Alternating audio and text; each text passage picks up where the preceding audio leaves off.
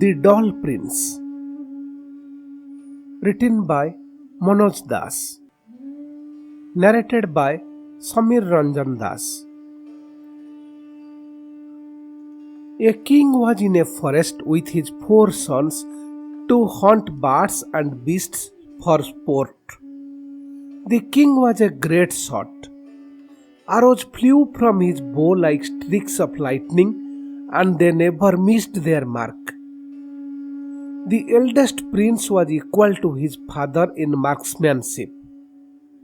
If the king killed 2 tigers and 1 boar, he killed 2 boars and 1 tiger. The second prince and the third were not lagging far behind.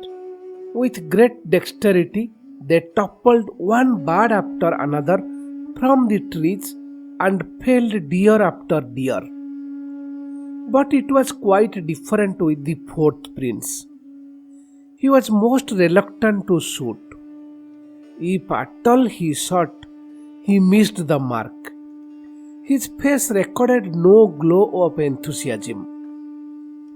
At the end of the day, the king relaxed beside a waterfall and took stock of his son's achievements. He was proud of his eldest son, quite happy with the next 2 sons, but disappointed with the 4th. "I am ashamed of him," he murmured. Evening was approaching. The king bade the members of his party to proceed to palace, carrying their game with them. Only a few bodyguards and his sons remained with him. He proposed to spend some time in the company of a hermit who lived in the forest. The king held him in high esteem. A little after sunset, the king and the party reached the hermit's dwelling, consisting of a cave and a few huts. They prostrated themselves before him. The hermit's disciples entertained the royal party with delicious fruits, roots, and milk. After that, as was the practice, they left the king alone with the hermit. "Why do you look so pensive, dear king?" asked the hermit. "You have guessed my mood correctly, sir," answered the king. "I am very worried about my youngest son. He is so dull. I wonder what I am going to do with a good-for-nothing boy like him." "What makes you think that he is dull and good for nothing?" queried the sage. "Numerous are the reasons for me to think so, O sage," replied the king. "For example, each one of my other 3 sons bagged so many beasts and birds today, but he failed to kill any. Imagine a prince who is not able to hunt." The hermit kept quiet for a moment. He then called the youngest prince and asked him how it was that he could not kill a single creature. The prince looked remorseful and answered in a soft voice, "To kill just for the sport appeared meaningless to me." While the youngest prince and the sage were talking, the king had sent for his other sons. With all the 4 princes standing before them, the king whispered to the sage, "I shall give all the 4 of them the same task. I am almost sure the youngest will take longer to do it than the rest." The king then gave 1 gauva to each prince and said, "Go in different directions.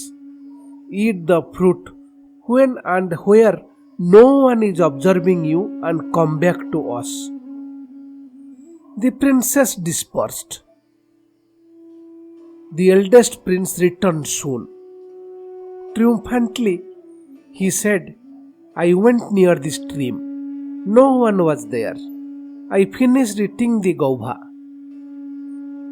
The second prince returned a while later. I went near the stream, but in the moonlight I saw a monkey watching me. I left the place and hiding myself behind a bush ate the fruit, he said. The third prince arrived soon thereafter and said, I am sorry for being a little late, but I knew owls can see in the night and there are plenty of them in this area. So I went into the meadow and ate the fruit. The sage and the king asked the three princes to return to the palace. The two sat waiting for the youngest prince. A long time passed. Did not I tell you? See for yourself how long it takes to do such a simple thing, the king remarked. The youngest prince returned at last, the guava still in his hand. So, you failed to find the right place to eat your guava? Heh, you strange boy! Burst out the king. The prince looked at him with sadness in his eyes, but kept quiet. But the sage stood up and received the boy with great warmth and said, I know what you have to say, even though you do not care to say it. But I want you to speak out, explaining why the guava remains uneaten. O sage, I had been asked to eat the fruit when and where no one observed me. I failed to fulfill the conditions. Is there a time when God does not observe me, or a place which is beyond his vision? Said the prince. The sage embraced him. Looking at the king, he said, O king, this boy is not meant for you.